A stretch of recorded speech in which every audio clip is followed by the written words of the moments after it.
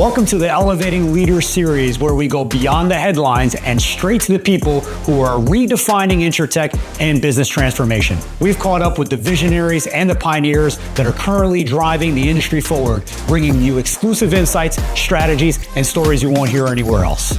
If you're ready to go deeper, this is your front row seat to the future of insurance.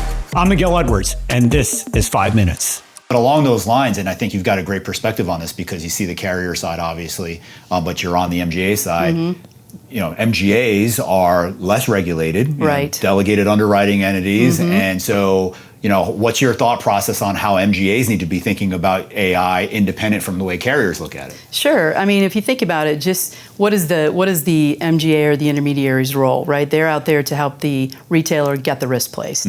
And they're out there to do it as efficiently as possible because, as a mentor of mine in the industry said, retailers don't wake up every day to do business with intermediaries. You know, that's not their first idea. So it's really having that expertise in place and using those tools to make that expertise more available to them and more rapidly available to them. So, and then it's just, you know, from a governance standpoint, that will hit the MGA sector, even though it isn't as regulated as what the carriers are. But like even the E&S carriers, you know, freedom from rate, rule, and form is, you know, and one, it's obviously necessary. It's not even a biased position. Right. It's the type of risk that we take. You have to be able to be very flexible and make adjustments to those. And so I think it's as long as we're setting these models up and we're setting these tools up that doesn't create those biases, that watches for those biases, that has, you know, ultimately processes in place to capture that and monitor that, then we're going to be good. And we're going to do it anyway because the tech vendors are going to put those things in those tools. Yeah, no, that makes good sense. We've been all the way around the horn from a couple of topical perspectives. So we talked a little bit about climate risk and kind of what we've seen over the past couple of weeks. We talked about AI and technology. We talked about a little bit about distribution.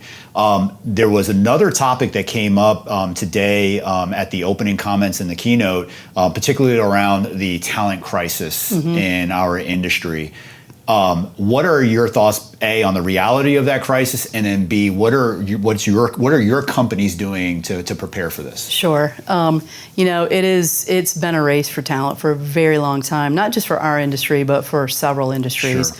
And so trying to attract and retain that talent, I know this will be a little bit of a plug for WSIA. They work very, very hard through the internship committee and some other elements of what we're doing there. But it's just awareness about this industry and awareness about what this industry is about from a career perspective, from a, you know, just a financial reward perspective, you know, something that is common to everybody when they're entering into the business.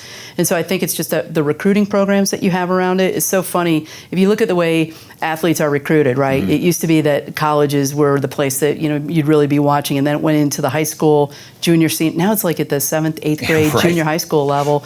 And our industry is not really different. We're not at the 7th or 8th grade level yet, but we're really into, you know, those now moving into sort of freshmen, sophomore, used to be junior, seniors coming into the internship programs, but we have to cast the net wider. Yeah. You know, we're also doing that. You and I were talking a little bit off camera a little earlier about, you know, recruiting just from a diversity perspective. That's right. You know, that talent is available to the industry, and it's there for us, and we're doing a lot of things to take advantage of that, but we're not where we could be. So it's just really putting those resources on who's the incoming. Yeah. You know, and just the awareness of the industry, because it's like I said, it's just an awesome industry, and those people that get into it, they don't leave it. Yeah. You know, so it's just about, for us, how we recruit, how we retain, you know, the opportunities that you give these people when they come in the door.